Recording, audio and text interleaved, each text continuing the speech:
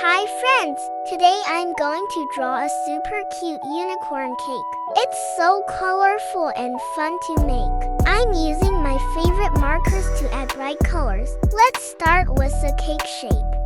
Then add the unicorn horn and ears. Don't forget the cute eyes and happy smile. Now it's time to color it in. I'm using pink for the frosting, blue for the plate, and yellow for the star. Wow!